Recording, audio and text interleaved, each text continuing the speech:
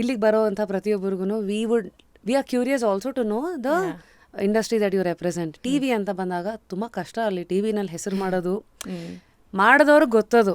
ಇವಾಗ ಹಿಂದೆ ತರಗ ನೋಡಿದ್ರೆ ಅಂತ ಇನಿಷಿಯಲ್ ಡೇಸ್ ಆಫ್ ನಿಮ್ಮ T V was it so easy?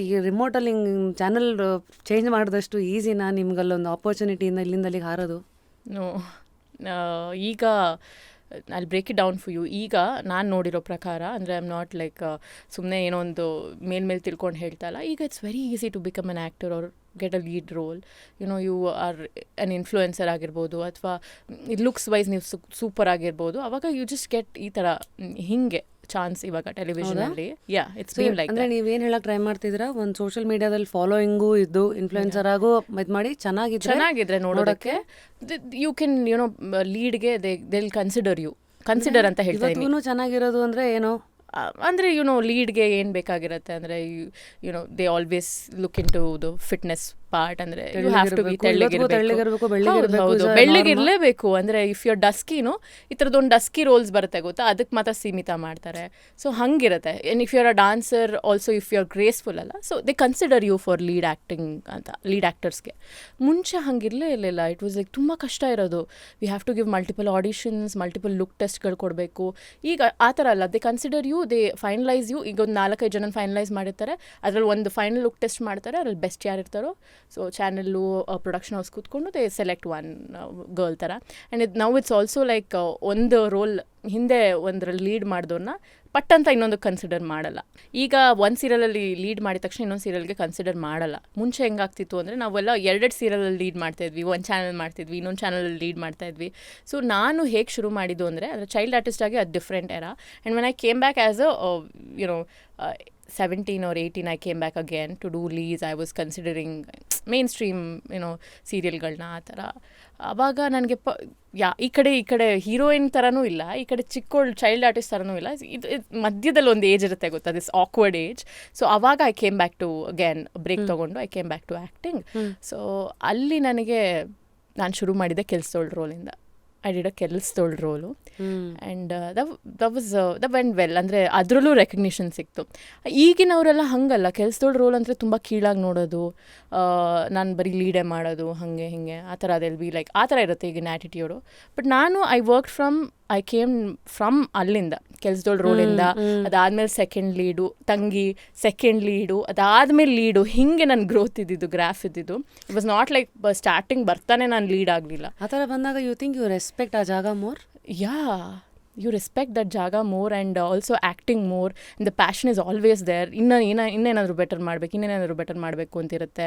ಆಮೇಲೆ ಯು ನೆವರ್ ಗೆಟ್ ಟಯರ್ಡ್. ಈಗಿನವರೆಲ್ಲ ಒಂದು ಪ್ರಾಜೆಕ್ಟ್ ಆಗಿದ ತಕ್ಷಣವೇ, ಈಗಿನವರು ಅಂದರೆ the new era of leads, the like it's so monotonous, ನಮ್ಗೆ ಸೀರಿಯಲ್ ಮಾಡೋಕ್ಕೆ ಇಂಟ್ರೆಸ್ಟ್ ಇಲ್ಲ, ನಾವು I think we have to try cinema ಅಂತ ಆ ಥರ ದೆ ಲೂಸ್ ಇಂಟ್ರೆಸ್ಟ್, ಮೊನಾಟನಸ್ ಅಂತ. ನಮಗೆ ಇಲ್ಲ, ಪ್ರತಿ ಸೀನು ವಿ ವಿಲ್ ಎಂಜಾಯ್.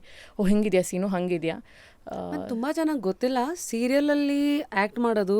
ಆಚೆ ಕಡೆ ನೋಡೋಕೆ ಪ್ರತಿದಿನ ಬರ್ತಾರೆ, ಚೆನ್ನಾಗಿ ದುಡ್ಡು ಮಾಡ್ತಾರೆ ಅನ್ನೋದು, ತಿಂಗಳಿಗೆಲ್ಲ ಕಾಲ್ ಶೀಟು, 20 ದಿವಸ 30 ದಿವಸ ಬ್ಯುಸಿ ಇರ್ತಾರೆ, ಅದೆಲ್ಲ ಆದರೆ ತುಂಬ ಎನರ್ಜಿ ಡ್ರೈನ್ ಮಾಡುತ್ತೆ. ನೀವು ಬೆಳಗ್ಗೆ ಎಷ್ಟೊತ್ತಿಗೆ ಶುರು ಮಾಡಿದ್ರೆ ಎಷ್ಟೊತ್ತಿಗೆ ಮುಗಿಸ್ತಾ ಇದ್ರಿ? ಈ ಥರದ್ದೆಲ್ಲ ನಿಮ್ಮ ಸೆಟ್ ಹೇಗಿರ್ತಿತ್ತು?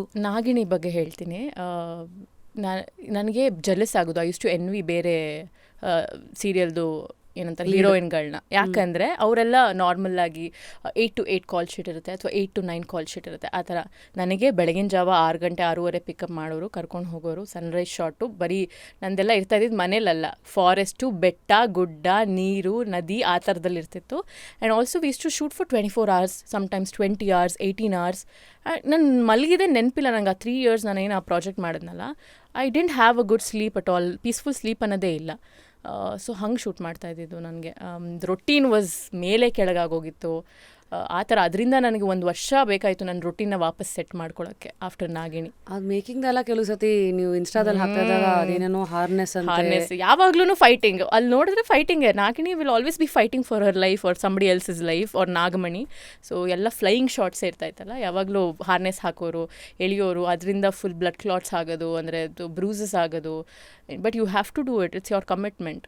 ಐ ಕಾಂಟ್ ಲೈಕ್ ಇಲ್ಲ ನಾನು ಮಾಡಲ್ಲ ಅಂತ ಏನು ಮಾಡೋಕ್ಕಾಗಲ್ಲ.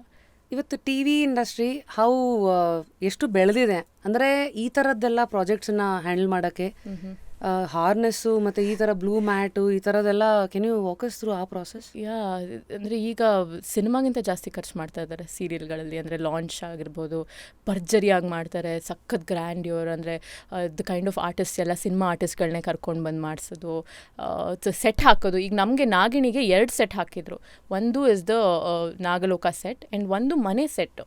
ಸೊ ಒಂದು ಸೆಟ್ಟನ್ನೇ ಬಿಲ್ಡ್ ಮಾಡ್ತಾರೆ ಒಂದು ಸೀರಿಯಲ್ಗೋಸ್ಕರ. ಅಂದರೆ ನಾವು ಸಿನಿಮಾದಲ್ಲಿ ಕೇಳಿದ್ವಿ ರವಿ ಸರ್ ಸಿನಿಮಾಗಳಲ್ಲಿ ಸೆಟ್ ಹಾಕೋದು ಎಲ್ಲ, ಬಟ್ ಸೀರಿಯಲ್ಗೋಸ್ಕರನೇ ಸೆಟ್ ಹಾಕೋದು ಆ್ಯಂಡ್ ಅಷ್ಟು ಲಕ್ಷ CGಗಳಿಗೆ ಖರ್ಚು ಮಾಡೋದು. ಬರೀ ನಮ್ಮ ಪ್ರಾಜೆಕ್ಟ್ ಅಷ್ಟೇ ಅಲ್ಲ, ಬೇರೆ ಪ್ರಾಜೆಕ್ಟ್ಗಳನ್ನೆಲ್ಲ ಏನಂತಾರೆ ಅಬ್ರಾಡ್ ಹೋಗಿ ಶೂಟ್ ಮಾಡ್ತಾರೆ and they invest on the cost. ಅಂದರೆ everything it's like top notch. ಇವಾಗ television has gone somewhere else. And also ನೀವು ಸಿನಿಮಾ ಮಾಡಿದರೆ ಕಂಡು ಹಿಡಿತಾರೋ ಇಲ್ವೋ, ಅಷ್ಟು ಫೇಮ್ ಸಿಗುತ್ತೋ ಇಲ್ವೋ, ನಮ್ಗಳಿಗೆ ಎಷ್ಟು ಫೇಮ್ ಇದೆ ಅಂದರೆ the amount of love we receive is next level. So I'm blessed to be a television actress. And ತುಂಬ ಕೀಳಾಗಿ ನೋಡ್ತಾರೆ ಜನ. ಅಂದರೆ ಯೂಶ್ವಲಿ ಫ್ರಮ್ ಸಿನಿಮಾ ಇಂಡಸ್ಟ್ರಿ, ಇವಳು ಸೀರಿಯಲ್ ಆರ್ಟಿಸ್ಟು, ಇವರು ಸೀರಿಯಲ್ ಆರ್ಟಿಸ್ಟು, ಇವರು ಟೆಲಿವಿಷನ್ ಅವರು ಅಂತ ಭೇದ ಭಾವ ಮಾಡ್ತಾರೆ. ಹೌದು ಇವತ್ತಿಗೂ ಮಾಡ್ತಾರೆ.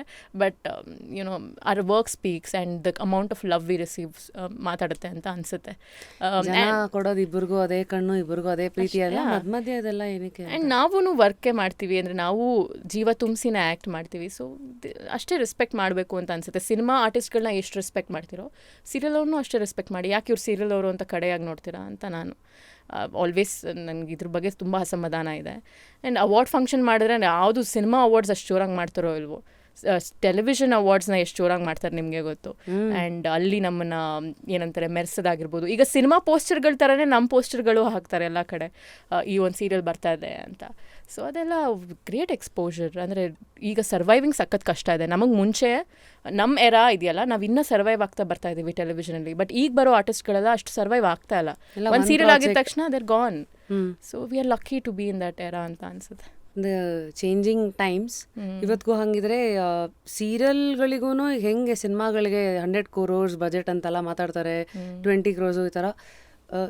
ಟಿ ವಿನಲ್ಲೂ ಹಂಗಿದೆ. ನಾಗಿಣಿ ಥರ ಪ್ರಾಜೆಕ್ಟ್ಸ್ಗಳೆಲ್ಲ ಕ್ರೋರ್ಸ್ ಆಫ್ ದ ಬಜೆಟ್ ಅಲ್ಲಿರೋ same equipment, same technicians, they get in they rope in all the same. ಅವರೇ ಆ ಕ್ಯಾಮ್ರಾಮ್ಯಾನ್ನ ಕರ್ಕೊಂಬರ್ತಾರೆ, ಆ ಫೈಟ್ ಮಾಸ್ಟರ್ನ ಕರ್ಕೊಂಬರ್ತಾರೆ, ಆ ಕೊರಿಯೋಗ್ರಫರ್ನ ಕರ್ಕೊಂಬರ್ತಾರೆ, ಮ್ಯೂಸಿಕ್ ಡೈರೆಕ್ಟರ್ನ ಕರ್ಕೊಂಬರ್ತಾರೆ. ಎಲ್ಲ ನಾವು ಸೇಮ್ ಮಾಡ್ತೀವಿ ಅಲ್ವಾ. Scale is wide, small and big. I think screen today ಇಲ್ಲ, ತುಂಬ ವೈಡನ್ ಆಗಿದೆ.